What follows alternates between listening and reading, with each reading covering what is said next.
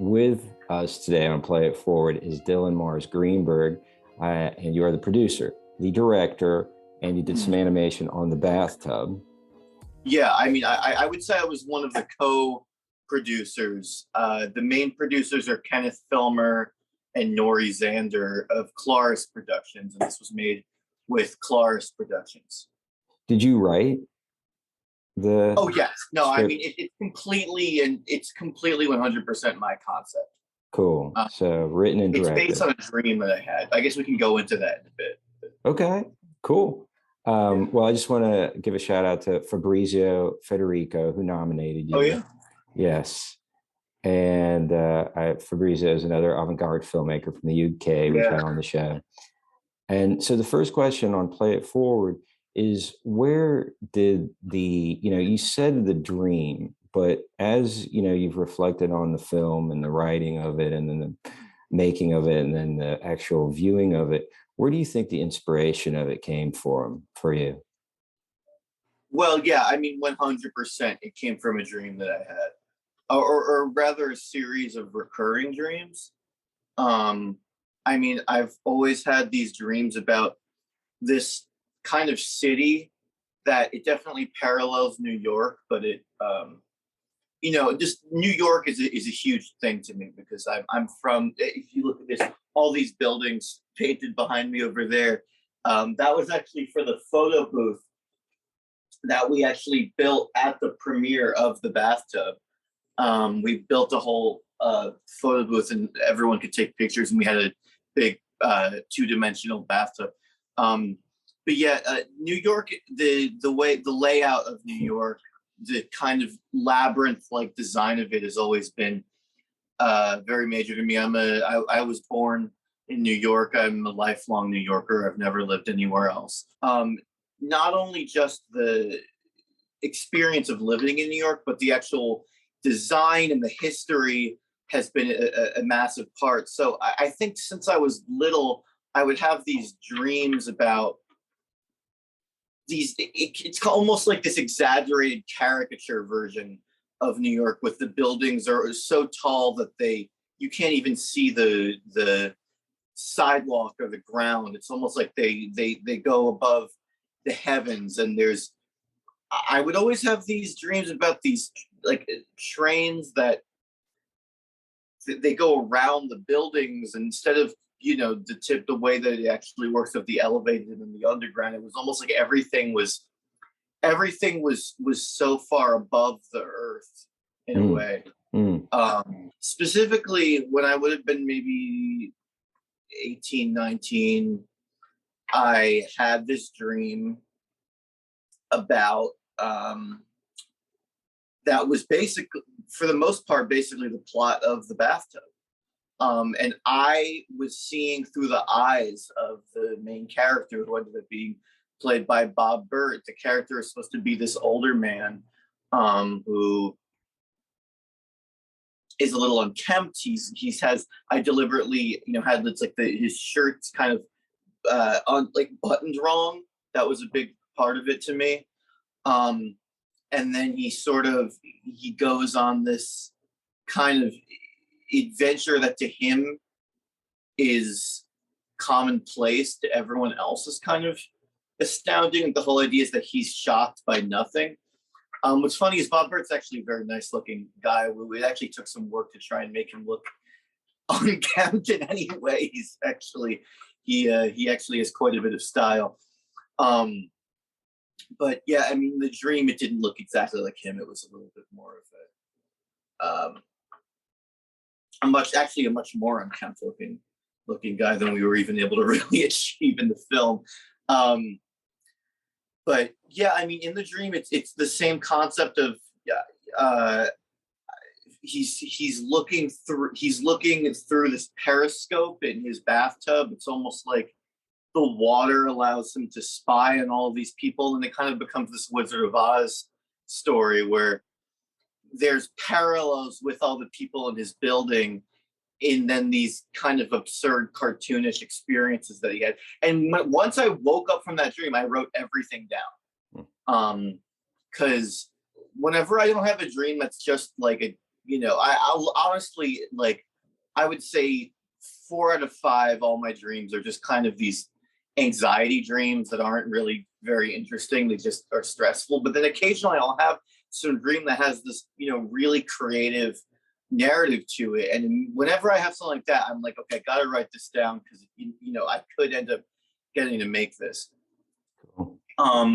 But yeah, I mean, most of the key elements from the bathtub are from that dream. And then the end, he goes into this casino that, now the element of it being a casino is not from my dream, but I've had in these dreams, in this shared universe, almost every single one has this building that is like, it looks kind of like the Guggenheim in that it's all of these, cylindrical, kind of concentric circles.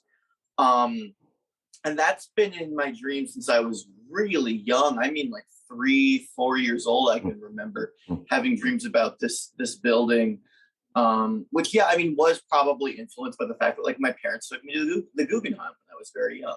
And I think that just the architecture of something that's so unorthodox, I think, had a profound effect on me. Yeah.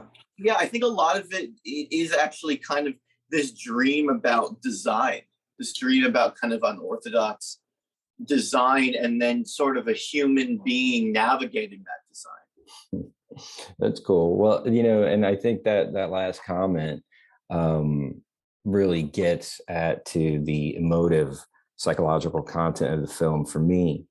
And, more specifically, the design and the human navigating it. The way I interpret the film is, very much from a subconscious perspective. And I think, you've articulated it, but to go kind of more into the meat of the storyline, you have this character that is very nonchalant, and he's sort of getting ready in the morning to seemingly, get ready for the day. He's like combing his hair, and then he gets into the bathtub.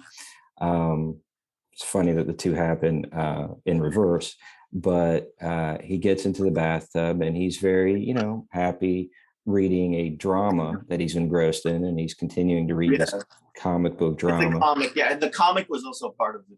In my dream, he was reading Gasoline Alley. Are you familiar with Winsor McCay at all? No. That's also a pretty big influence. And actually, when we were making the mood boards and stuff about how I wanted to shape the aesthetic, I was sending Kenneth and Nori, who are very responsible for making this happen. I was sending them images from Little Nemo in Slumberland, because that was definitely a huge jumping off point. But yeah, I mean, anyone listening to this, or if you look that up, I think you'll see what I'm talking about. Cool. Well, Gasoline Alley, just judging or, by the images that you depicted, seems to be a pretty fast paced, there was some quick cuts, there was some bold words, thwack, so it looked like a dramatic, action packed narrative. Is that correct?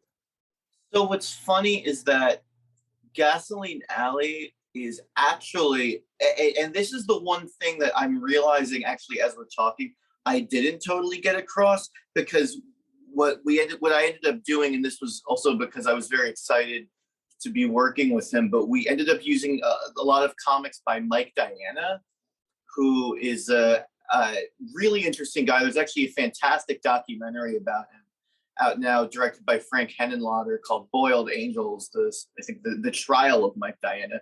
Mike Diana was actually the first person to be convicted of obscenity for drawing comics.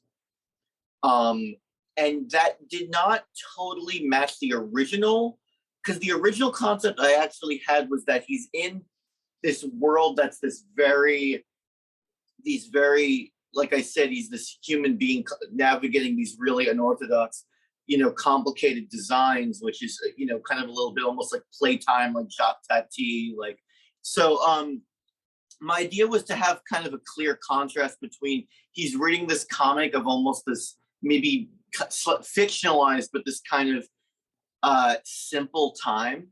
Mm. Like the comic was actually initially supposed to be very uncomplicated, and then it's kind of I in see. direct contrast with this I see. very kind of absurd, complicated I see. cartoon that he's actually in. Yeah. I think that's the one thing I didn't totally get across. So that's me admitting that that's one thing I didn't I didn't, because just, yeah, I mean, what he ends up reading is it was more of let's try and incorporate these actual comics made by I Mike see. Diana, and some I of which see. were drawn by Carlos Quispe, and have it be more just getting across that it's a clear distraction, and it's something that he's engrossed in. And kind of the running thing is that he's so engrossed in that nothing else really phases him. Right. Well, I think that's important that you mentioned it's a calm world, because the outside world that he's in is such a psychologically complicated world, and he's just going from one psychologically complicated, limited character to another. And, there's a lot of sick Yeah. people that are there in that building that he's spying on, and one is Yeah. fixated on one thing and another's fixated on the other.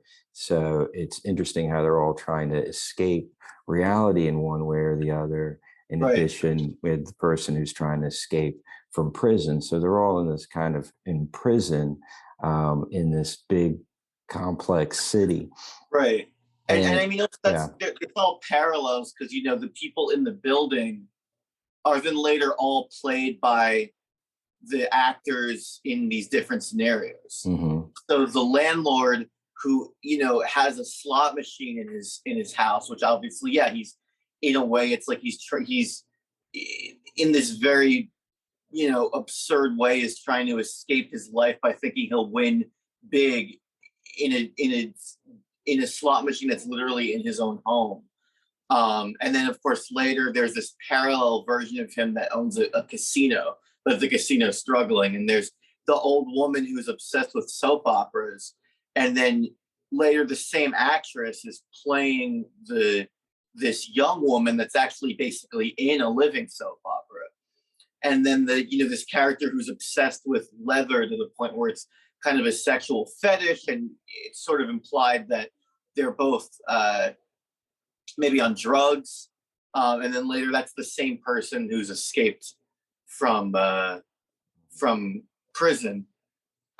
It's not the same person, but it's the same actor, which again is kind of my sort of twisted Wizard of Oz kind of deal. Well, and that leads us to the second question of Play It Forward, is really, what do you think the film is saying? What is the message of the movie? So I think what it's saying, to an extent, is that despite the fact that society has this preconceived notion of normal, like there really is no one definition of what's normal, because I think I'm very fascinated with the idea of, you can't do that, if that makes sense. I feel like the whole thing with the character of the main character, played by Bob, is he's disruptive and he doesn't realize he's disruptive, because to him everything is normal. He's not. It's so normal to him, he's not even paying attention. So despite the fact that his existence to everyone else is incredibly disruptive, and people are getting angry at him and trying to hit him, people are desperate to love him or hate him, he's so checked out that none of those things really register. But everyone else, it's kind of like, well, you can't do that because it affects me this way. You can't do that because this is disrupting the track that my story was already on, if that makes sense. And I feel like I'm a person who's always kind of struggled with social cues. Um, and I do feel like something I used to hear all the time and still do is just like, you can't do that. And it would be something that I would never really understand why I couldn't do it. Like, if I wanted to sing a song, and I'm a little kid, and then someone tells me, well, you can't do that because we're all supposed to be quiet right now. Or I want to draw this picture and you can't do that because that picture is inappropriate. Or, I feel like there's so much in our society, especially with young people, but even in general, I mean, really people of any age, there's this whole preconceived notion of things that you have to do and things that you can't do. And even though in theory you can basically do whatever you want, I mean, there might be consequences. But there is just this whole, I think, concept of just like, to the point of someone just being like, I want to, like, I don't know, sit in my chair in a different way. And someone is just like, no, like, you can't, like, you're not supposed to. So I think I'm just very fascinated with this idea of well, we all have to subscribe to this routine to make our society function. And it's like, and to me, that almost feels like an absurdist joke of sort of like, we're all kind of playing pretend that we're normal. And I think, honestly, if I can think of something else that I think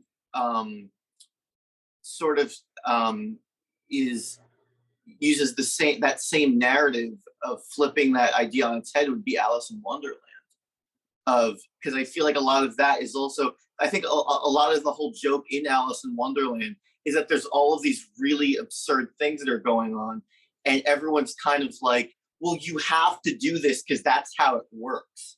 Like, like the rabbit, he keeps saying he's late, and it's like, you're late to what, man? Like, it's like, what's going to happen if you don't make it? And it's like, well, then it wouldn't be right. It wouldn't, that would disrupt the flow of how everything is supposed to be, which of course the average person watching Alice in Wonderland obviously like, oh, well, like, this is so weird. But in that world, that's how everything is supposed to function. And if you disrupt the queen's game where she's using flamingos to hit hedgehogs around, well, you're the one being disruptive because you're the weird one in this situation. It's really interesting and I think profound, what the concept that you're talking about, where you have a character, and if that character, real life, fictional life character, doesn't fit into the expectations of another character, then that feels disruptive to that other character. So there's these expectations that everybody has, and either fit him or not. And there's a level of disruptiveness. And, you said with the main character, you said two things. You said at first he's accepting of all these other characters and all this other drama. And then you also said checked out. And I don't know if checked out is the most accurate word, but there is something in him that has made him kind of impervious to the conflict of other people. No, I think that's what I mean more. To him, everything is happening at a distance. Yeah. Even when it's right in front of his face, to him it feels just as real as his comic. Yeah, and I think that's really interesting is, there's probably a safety in that distance. He's able to keep his equanimity, Yes. And so what is that allows him to keep his equanimity? That he doesn't care. Why? I think it's that simple. Why? Because he chooses not to. Yeah. And again, it goes back to the whole thing of like, well, you can't do that, because it's like, why are you behaving like this? Why are you acting nonchalant in the face of danger? You're not supposed to. And the answer is simply, well, like, I choose to. I choose to behave in this way that, it's funny because he's acting so calm that to everyone else it's absurd. but it really is just, he's just calm. He's just choosing to be really calm and not care. Mm-hmm. Dylan, the last question. Since making the film, yes, how have you been changed by that experience? How have you changed? How have I been changed by that? That's a good question. You know, I do think that the Bathtub is the first thing I've made where I could easily show that to someone. I also think the fact that I actually deliberately made it exactly 15 minutes, like to the second long. Because I was just like, this is the length I think it should be. It shouldn't be 16 minutes, it shouldn't be 14 minutes, it should be exactly 15. And I feel like now in 15 minutes, I can show that to someone and I can say, this is what's going on inside my head. So it's kind of incredible to have a visual illustration of kind of exactly, pretty close to exactly how I visualize things. That I can then demonstrate. You know, it's almost like being able to pluck a dream out of your head and show it to someone on a screen. Like it is kind of an incredible thing to have. Furthermore, actually going back to what you were talking about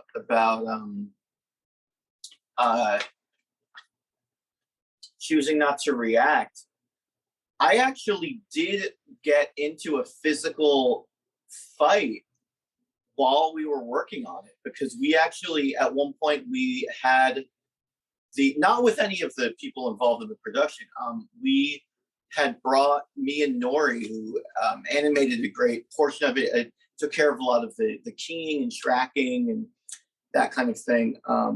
He really is, Nori is really incredible, and I did just want to mention that because he is truly, it would not exist without Nori Zander. But we, at one point, I just think neither of us were really able to meet at our house, so we brought his laptop and like a hard drive to a public place. I guess it was a bar or something. You could kind of set your stuff up in a corner and work there. And this guy kept harassing me because of the way I look.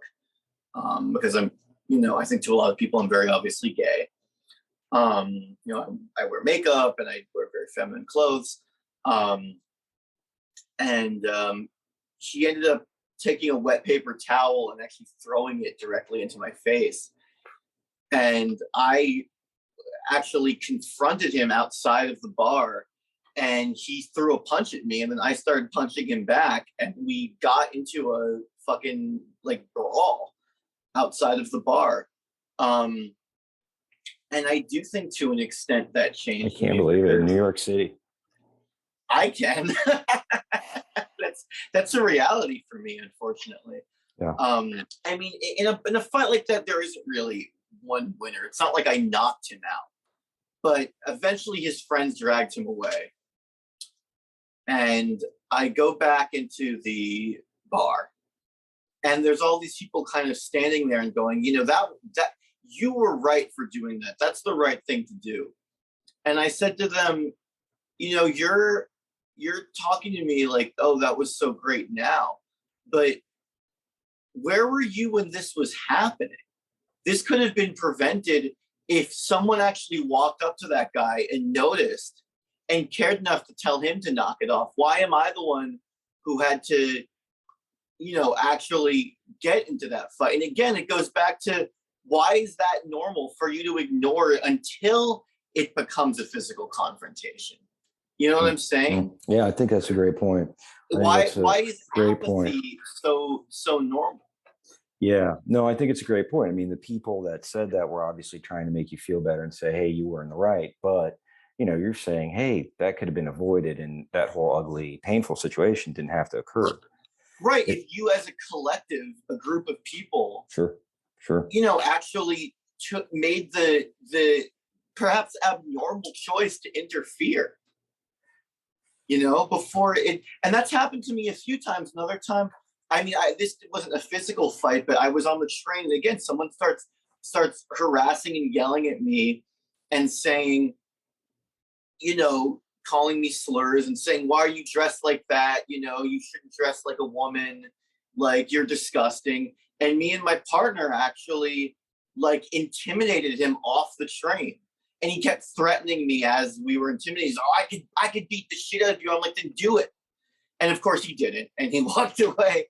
But it's because I don't know if he expected someone who he perceives as weak to really stand up, and he was actually shorter than me, and I went right up to him and looked him in the eye, and he's a little shorter than me, and I'm making direct eye contact with him. I'm saying, if you're talking like you want to inflict violence on me, I'd like to see you try. And it did kind of push him off. And then, of course, afterwards, someone goes to me, "Don't let that ruin your weekend, man." And I'm like, what ruins my weekend is that you watched that whole thing go down and you did nothing. Yeah. And no one on the train, as he was doing that, said anything, had said, "Hey, man, knock it off. Stop bothering that person." If 5 or 10 people all made it clear that that guy was in the wrong, I think that would have shut him up much faster. Yeah, I think you're right. And I think, the reality is a lot of people are very scared, and they're intimidated, and they're scared to stand up for what's right. I agree, but I also think that we live in a culture of apathy.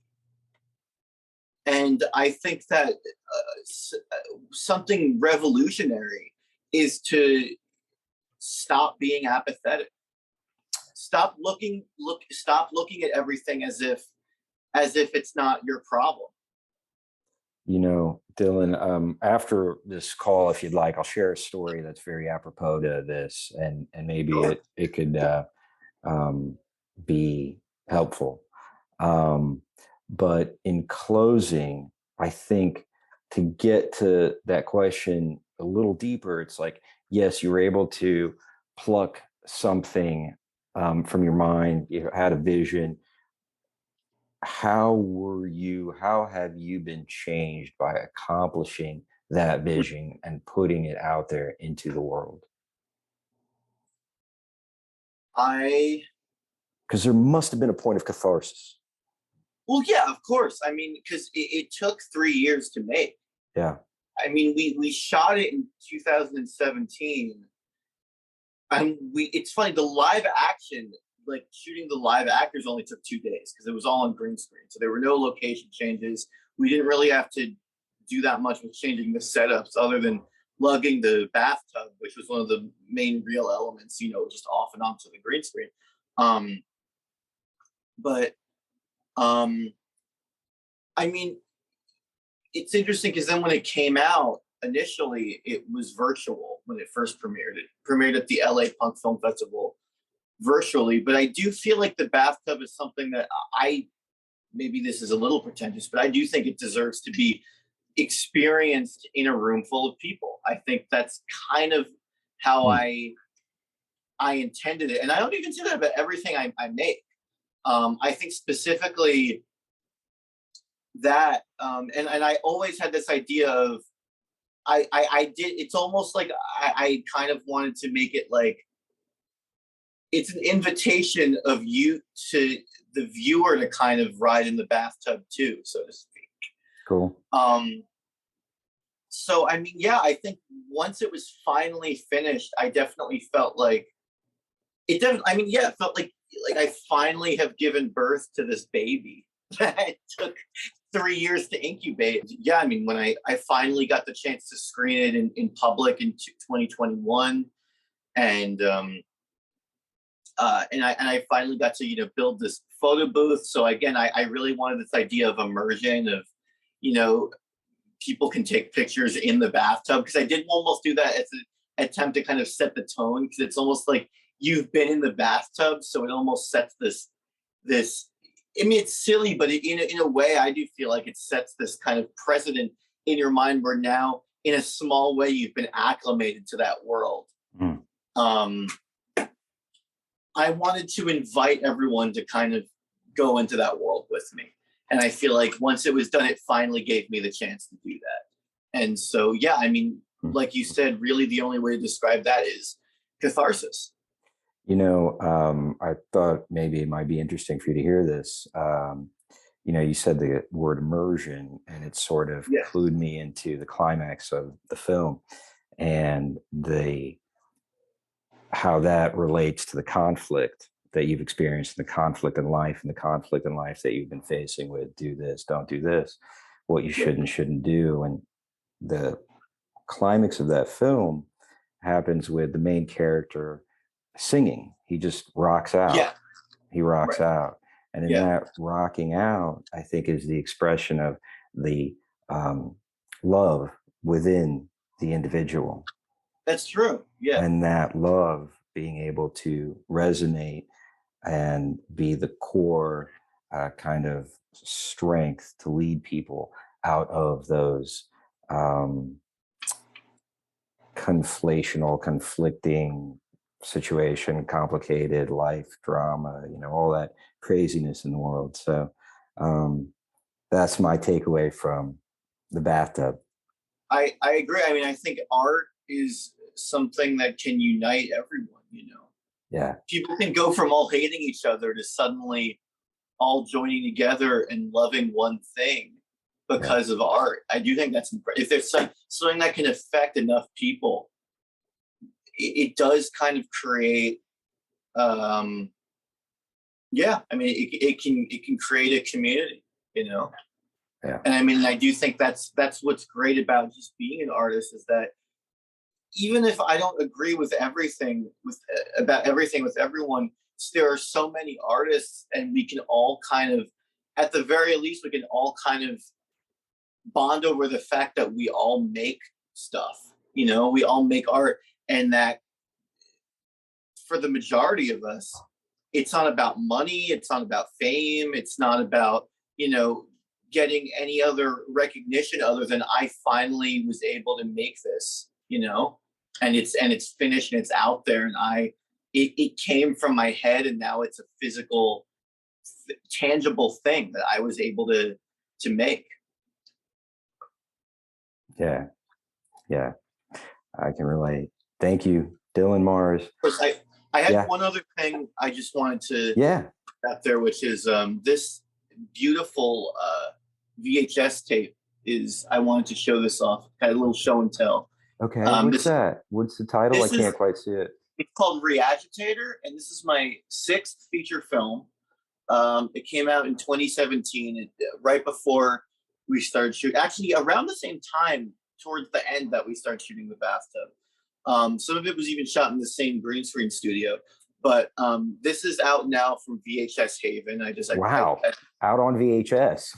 Yeah, VHS. So if anyone enjoys kind of the retro element of having this is on VHShaven.com. It's gorgeous in very limited quantities, but I think it's absolutely beautiful, and it's an art piece on its own, which very cool. They actually hand painted the tape, but it still plays functionally, and I think it's absolutely beautiful. And the art is by a great artist named Pete Wallbank. But I just want to show this off and let everyone know that's available. Thank you, Dylan Mars Greenberg. I appreciate it. It was great having you on the show. Great to meet you. Keep making art. Keep doing your thing. Following your heart. Thank you so much. All right. Till next time. Keep us posted. Bye-bye. Okay. Thanks so much.